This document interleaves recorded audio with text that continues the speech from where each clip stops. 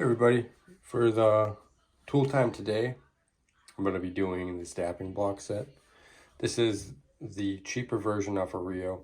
So particular tools like this one, I like to go with the cheaper route and just, see if I'm going to use it, see what it's like, and then go with the more expensive route.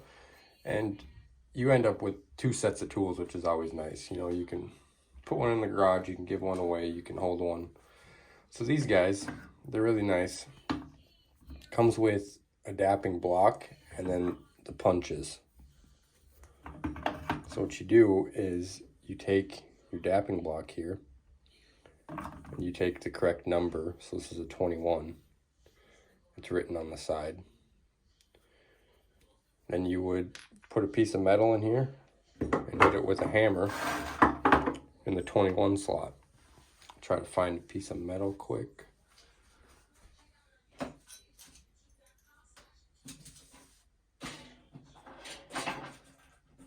You don't want to go too thick with your metal.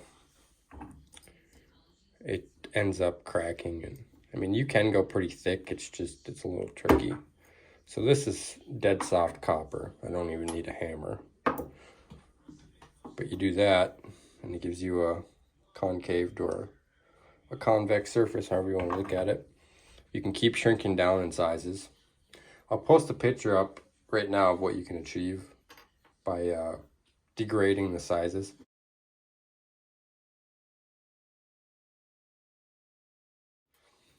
So this cheap version, it does have issues. As you can see, this 20 hole is not machined very good. They had a lot of chatter in it when they were cutting it out.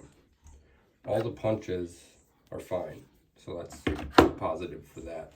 I think it was like, I might be wrong, but about 50 bucks for the set. So the 20 hole being messed up doesn't really matter as much to me, because the fabrication I do, I always end up taking material off before it's fully finished, so I'm able to get rid of the marks that the chatter in the 20 hole left. So if you don't know, you should, but when you're putting precious metals, anything soft, any soft metal, into a surface and you're applying pressure to it, the finish of the surface that the metal is touching is the finish you're going to be left with on like the silver or the gold or the copper. But these things have multiple uses. You can use this to wrap wire around. You can use it to bend metal. You can use it, if you really wanted to make a cuff. You could use it as that. Or you could pair it with a swage block and you could make ring shanks using a swage block. I have a ring bender for that. I might do a video on the swage block here too. I haven't used it all that much. So this is the whole kit. I'll try to give you a good view.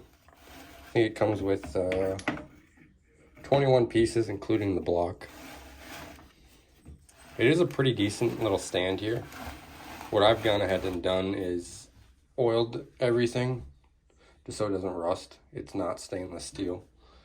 I need to get a different kind of oil though, because the penetrating oil I use, it kind of gets sticky and then dries out. So there is a couple rust spots on the block there. Not all these punches are machined the best, but it's something that's easy to polish. I don't have any serious dents or divots in them, just minor surface abrasions. I mean, the limit is kind of as far as your imagination with these. You can take one of these, a bowl of pitch. You can use the small ones for doing letters. You can use them for texturing. They have a lot of uses. You can also use them to flare rings. Say you want to make a spinner ring where the edges of the main band are flared, and then it has a function that goes over the main band, say like a twisted wire, that you want to turn into a spinner ring. While you take a flat surface, you put your band right here before you got the spinner on it, and you flare one end, and then you flip it, put the spinner on it, and flare the other end. That's what I've done in the past. I actually used a really big ball peen hammer before I had this set to do that. They also sell actual tools that do that for you. It's just a little jig where you put your ring in the middle of two cylinder-like shapes, and then you just twist it and it flares your ring for you. Yeah, that's my review for the dapping block set. If you've been on the fence about getting one, just buy them. I mean, get the cheap one. Like I said, there's multiple uses for it. I use it all the time, not necessarily even to make half circles. Like I use the rods a lot.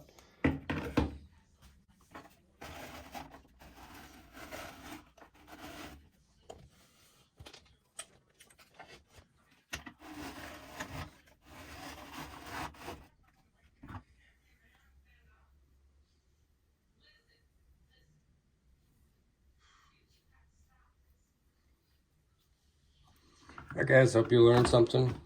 Maybe you're gonna get a dapping block now. Dapping block set.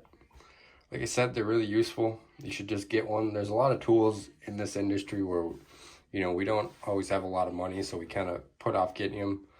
A dapping block is one of those. A swage block is one of those. A ball vise is one of those. A nice scale, surprisingly, is one of those. Stuff for casting ingots is one of those. Organizers is another one. As you can see, my bench is pretty cluttered. This is actually somewhat organized. It's just messy. You know, I got stuff laying all over. I like to make these little holders for my burrs. My expensive burrs I leave in the cases. Anyways, guys, God bless you. Have a great day.